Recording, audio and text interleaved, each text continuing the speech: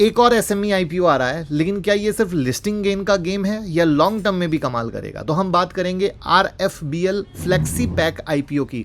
Company क्या करती है, फाइनेंशियल कैसे हैं, वैल्यूएशन महंगा है या सस्ता है, और सबसे इंपॉर्टेंट आपको अप्लाई करना चाहिए या नहीं।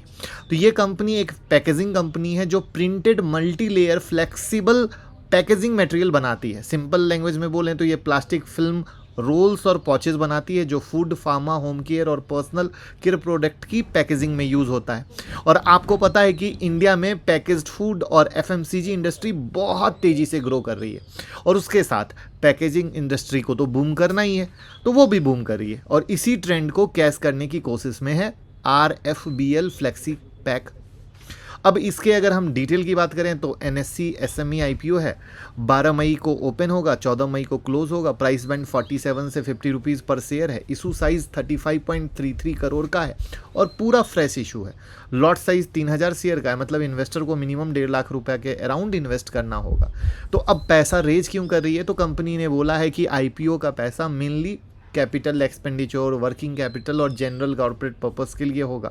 यानी बिजनेस एक्सपेंड करना इनका थॉट प्रोसेस हो गया और ऑपरेशन को स्केल अप करना इनका प्रोसेस हो गया। अब सबसे इंपॉर्टेंट होता है फाइनेंशियल। तो 2024 में कंपनी का रेवेन्यू 80 करोड़ के करीब था, 2025 में जंप करके 135 करोड़ हो गया, यानी 70% के करीब का जंप है। प्रॉफिट आफ्टर टैक्स 2024 में 5.79 करोड़ था, 2025 में बढ़कर 8.33 करोड़ हो गया। यानी कंपनी सिर्फ सेल ही नहीं बढ़ा रही है, प्रॉफिट ग्रो कर रही है, और ये एसएमई कंपनी के एंगल से काफ़ी अच्छा है।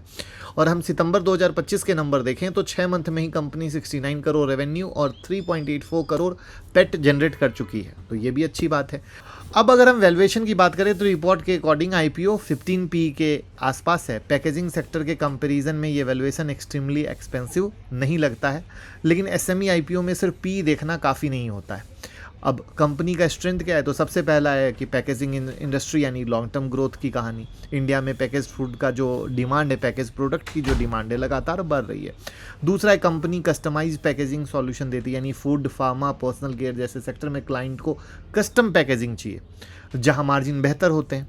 तीसरा है रेवेन्यू प्रॉफिट ग्रो हो रहे हैं, और चौथा है कंपनी का बिजनेस B2B मॉडल पर है जहां रिपीट कस्टमर मिल रहे हैं। लेकिन रिस्क को भी समझना उतना ही ज़रूरी है।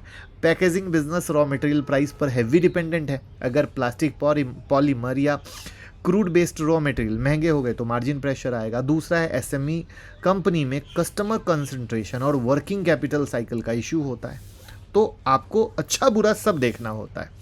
अब सबसे इंपॉर्टेंट, अप्लाई करें या नहीं, तो एज पर सेबी गाइडलाइन हम ये तो कह नहीं सकते, बट इतना क्लियर सिखा दिया है, तो अब आप कमेंट में बताओ कि आप अप्लाई करोगे या नहीं।